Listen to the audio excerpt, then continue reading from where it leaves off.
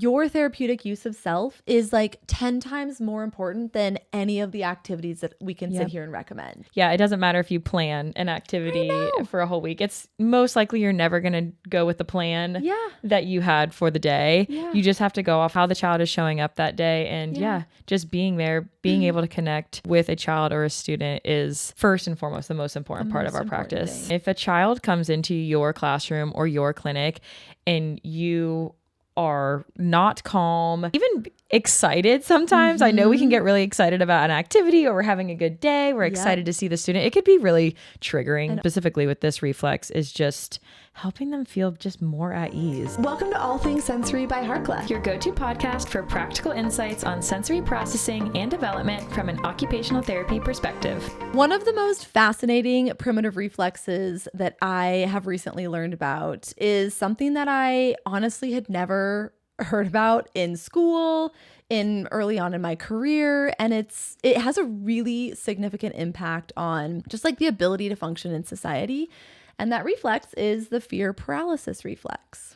Yeah, I had never heard much of this one either, and I'm so excited to share with you everything that we know about it now, and hopefully you can become better in your practice as well, knowing about this. Yes. Hey there, welcome back to All Things Sensory by Harkla. I'm Rachel, Pediatric Occupational Therapy Assistant and the crawling queen.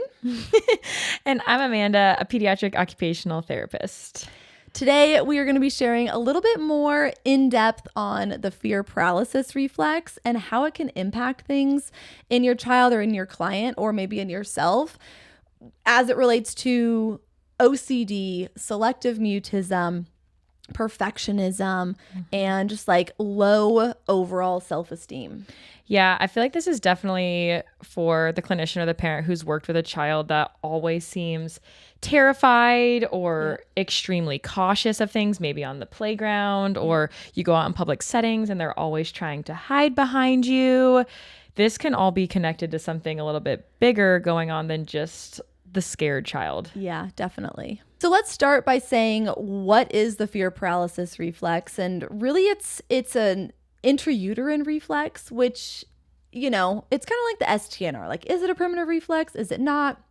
We're going to go with it because it does have such an impact on development. But the FPR, or the fear paralysis reflex, is really cool because in utero, let's say early on, mom maybe gets in a car accident or has a traumatic experience, and the fear paralysis reflex allows baby or that fetus to freeze and not take any resources from mom and freeze. And then as soon as mom is good and she can, you know, she's okay, she's safe, everything's good, baby can kind of like, I don't want to say come back to life, but like become unfrozen and just like start taking resources again from mom. And what happens is that reflex integrates into the Moro reflex, which is what we see at birth. And we see that, you know, up through about 6 months. So the fear paralysis reflex, when retained in childhood, can look like these symptoms that we just chatted about. Yeah, it's really that protective mechanism, kind of like you're explaining in shorter terms, but it's important. Thank you. We need that. No, I love your yapping, but it's it's that just protective mechanism. So it's a good thing at first. All of our reflexes serve a purpose at one point or another. Yes. But then if they don't do what they're supposed to do as an infant or a child is developing, that's when we see these maladaptive behaviors showing up. Yeah. So when the reflex is retained and we're seeing this functionally in a child or an adult, we can see those symptoms of, you know, perfectionism. We can see selective mutism. We can see that OCD type tendency. I actually was working with a kiddo yesterday who was just like, didn't want to give me a high five because I had, you know, my hands might be dirty, the clothes can't get dirty, didn't want to draw a picture of herself because she was afraid it wasn't going to be perfect. And to that, and those symptoms, they're giving FPR. Yeah. Right. And I also feel like that when a child is giving up super easily too, maybe they will initiate it, but it's as soon as there's a small ounce of, oh, this is way too challenging for me. I'm just going to walk away or have an outburst or get frustrated with you. I feel like those can all be signs of this. It could be a sign of something else, but it's important to rule this one out. Exactly. And that's why we're having this conversation, because if you are noticing these signs in your clients or your kiddo, it's something to rule out, right? We always say, when in doubt, rule it out. So if we can at least, identify this could be a potential cause, let's work on integrating it. Let's give that brain a second chance to go through some of those innate movements, and let's help it integrate and see if some of those functional symptoms improve. Yeah. And I know you are the reflex queen and the crawling queen. You're all of the queen, things. Apparently. Yeah. Today. One of my questions that I often see with fear of children in different things, but especially with playground equipment and things that I've noticed a lot in my clinic practice and in the school is kids being really fearful of vestibular.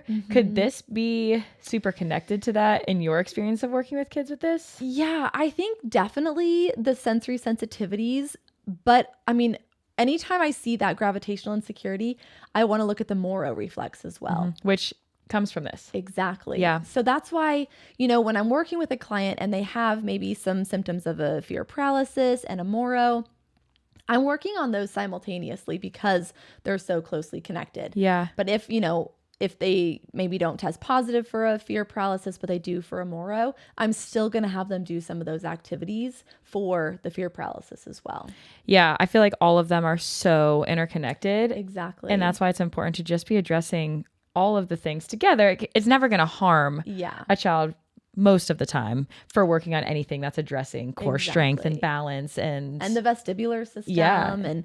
And it's like, what came first, the chicken or the egg, the vestibular sensitivity or the Moro reflex or the fear paralysis reflex? Yeah, such a good point. Hard to say. The next thing I want to dive into is a term that we talked about a few minutes ago, but just selective mutism. And I don't think this is talked about quite enough. Yeah, I don't know. When I was in graduate school, initially I thought I was going to go for my doctorate and then kind of switched things up pretty soon. Just realized that route was not for me. So switched to the master's. But initially we had to choose a route to go on for our capstone. And I had chosen selective mutism. Oh, no way. Yeah, I didn't end up finishing it because I took a different route. So never saw that research through, but had pulled a ton of research articles on this back in about like 2017, 2018, and definitely need a refresher on it all. But it was so intriguing to me at the time because I had never heard of this in my undergrad studies or just in my daily life. And it's so interesting how this can show up. And I'm excited to chat with you through this today to see what you've seen in your cases and case studies with children with this. Totally. So from my, perspective, I'm always looking at it from like a reflex side of things, of course. And so when I learned about the fear paralysis reflex, I thought, well, if it's causing that freeze response, that's exactly what we're seeing in these kids with selective mutism who are, they can communicate just fine at home when they're comfortable around, those safe people. But as soon as there's like a little bit of pressure, or like, even if we're not pressuring them, it's still like a pressure to communicate, they're shutting down. Yeah. And so I see that as like a freeze response, and they're just like, freezing instead of being able to communicate comfortably. Yeah. There's a student that we recently worked with, the other occupational therapist at the elementary school I worked at. She was the one directly seeing him, but I got to see him in our classroom and throughout my time there. And I would always try to get him to chat with me, and I'd be like, hey, like, how are you today? And he was smiley and sweet, but just wouldn't use his words.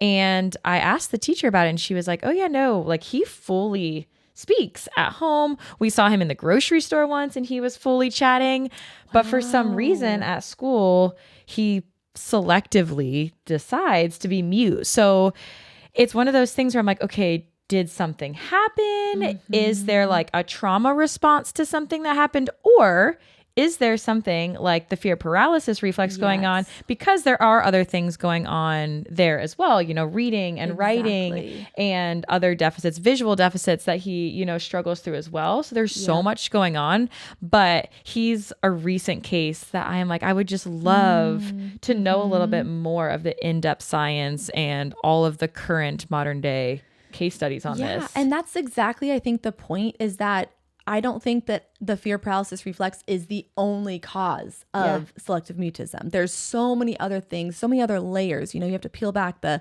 layers of the onion in order to really find the true root cause. Yeah. But, in my area, I'm like, well, why not? Let's address it. Let's see what happens. Let's see if they're more comfortable. And, oftentimes we do see improvements once we've gone through those rhythmic movements and we've gone through those reflex patterns. So that way they have the ability to like feel more comfortable in their own body. Yeah. And what else could you possibly see with the fear paralysis or the Moro besides just that freeze and nervousness response? So we see like the deer in the headlights, which is like what it's mostly known for.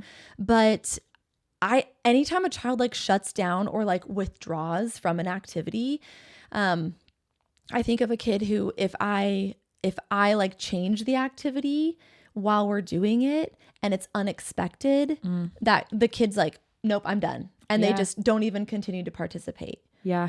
I think that so many of us can relate to whether it's client stories or children's stories of when you change an activity or you change their daily routine. Like at school, if there's a field trip and, we did not remind them the day before or, there's a fire drill or something different and it throws off the rest of the day. Exactly. It can really affect these kids so much to the point that they can't participate anymore that day, or we even end up having to call parents to come pick them up because they're that distressed by that change in routine. Oh, man. Yeah, and that's what we're talking about with like functional symptoms. Like that is impacting them significantly. Yeah. I think that's a really important point to make because I think that's the conversation, right? Like sometimes kids do have these symptoms and most of the time children will show signs. We can label anything that a child does, right? All kids have a meltdown here and there. All kids are going to be shy in different scenarios. But when it's consistently impacting functional engagement in their daily routines, that's when we're like, okay, we probably need a specialist and we need someone to help us support them.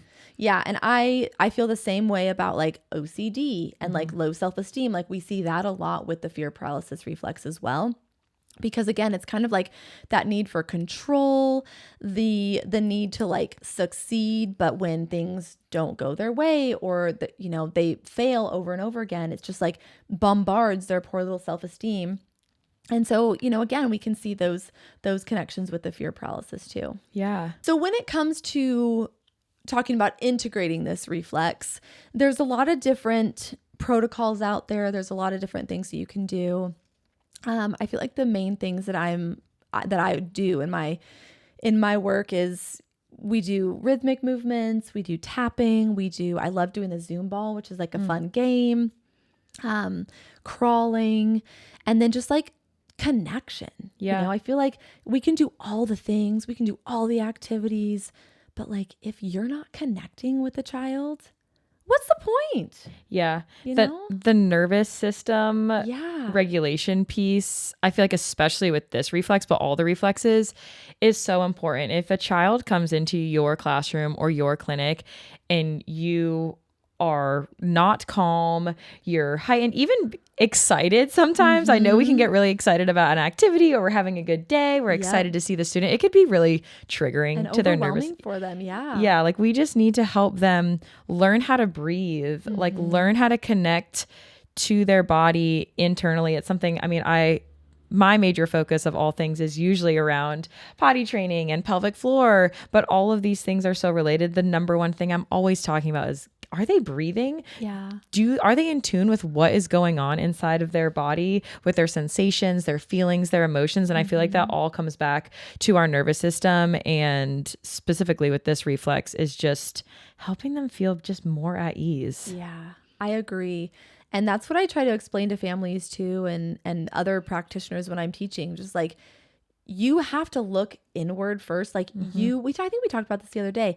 Your therapeutic use of self is like 10 times more important than any of the activities that we can sit here and recommend. For sure. Yeah. It doesn't matter if you plan an activity for a whole week. It's most likely you're never going to go with the plan that you had for the day. Yeah. You just have to go off of how the child is showing up that day. And just being there, being able to connect with a child or a student is first and foremost the most important part of our practice. Thing. Yeah. I had a kiddo the other day who came in, and I just sat him on the PEMF mat, and he brought in like an activity that he was interested in, and we just talked and we just connected, and he told me about it, and I'm like, yeah, we're going to do some exercises and some games too, but I'm like, this is what he needs. Yeah. You know, like someone safe to talk to, someone where, you know, they feel comfortable enough to talk to. And I don't know, I just feel like we get so caught up in like